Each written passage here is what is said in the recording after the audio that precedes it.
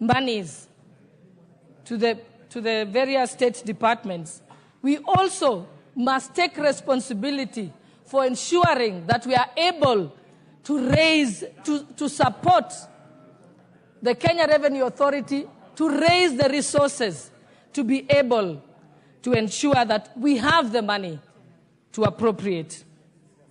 And I want to give a few examples. And I think Honorable Dindi Nyoro, Chairperson for Budget, I also want to ask Honorable Badi, as Chairperson of the Public Accounts Committee, you have a responsibility to ensure that you not only take care of the resources that we have appropriated by ensuring that we don't lose the monies through corruption or misappropriation or carelessness or incompetence by public officers. And I want to give you a few examples as we appropriate. I know you have appropriated to the judiciary, for example. As we speak, Honorable Badi, the judiciary was appropriated money by this parliament many, many years ago to be able to rent a building called Elgon Place at Upper Hill. They refurbished the building at great cost to the exchequer, but they never occupied the building at all, ostensibly because they said there was radiation, even though the Communications Commission of Kenya confirmed that there was no radiation at that time. NEMA confirmed there was no radiation. In fact, the Kadhi Courts is housed at the same place.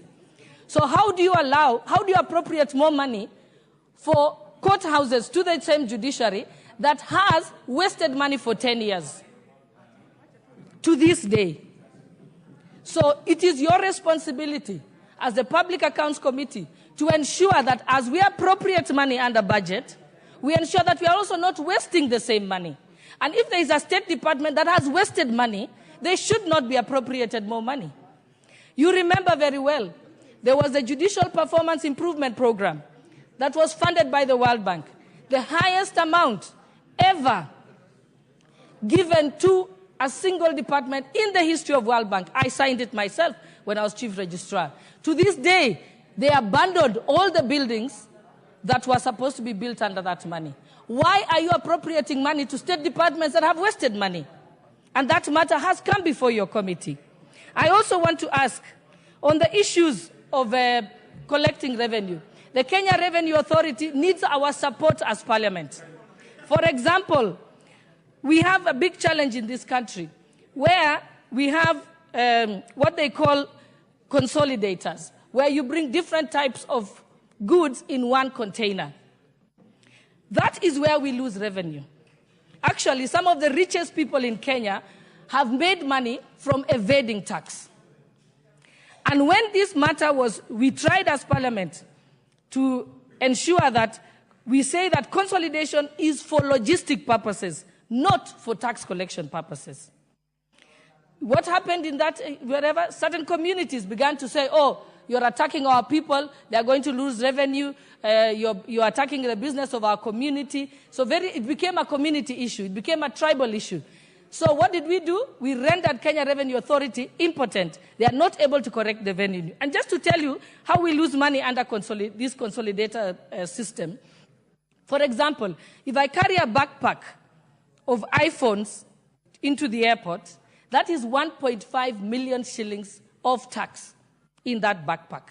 How much more is there in a 20-foot container and a 40-foot container? So as Parliament, we are busy appropriating money, but we are not supporting the Kenya Revenue Authority to raise those resources.